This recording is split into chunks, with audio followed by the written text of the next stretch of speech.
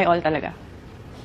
And kaya tinanong ko yun sa'yo, Tito Boy, na bakit nagbabago. Because for a time, sa relationship namin, there was a point in my life na, di ba, dadaanan nyo talaga as people in relationships who go through, struggles. Yes. Meron talaga, kasama talaga yun. But because I made the promise of marriage, even if, sabi ko sa sarili ko, okay, if I'm unhappy now, and magiging ganito na yung setup namin, paglalaban ko pa rin para sa mga anak ko.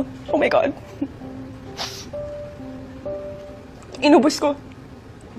And, nauwi din sa hiwalayan. Galing ako sa broken family. That's okay.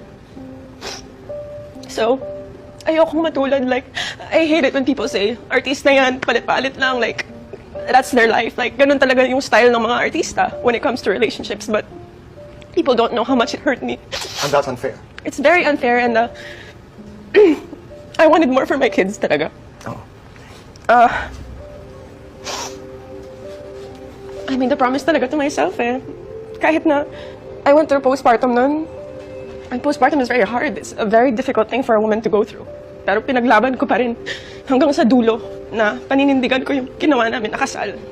And the fact that it wasn't returned, sakit sa akin. Yan. But Yeah. What I'm hearing is that sobrang halaga sa'yo ng the promise of marriage. yes, because Tito Boy, sa totoo lang, I don't believe in marriage. I don't.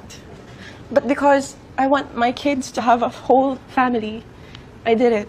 I did it because gusto ko maranasan nila yon, yung buo yun. So that's promise of marriage Yes. na kumapit ka ng gusto. Yes, and When you look back on the fight that you waged to be able to keep the relationship, the marriage, may pagsisisi. walang pagsisisi. Wala. Kasi my kids have a really good relationship with their dad until now.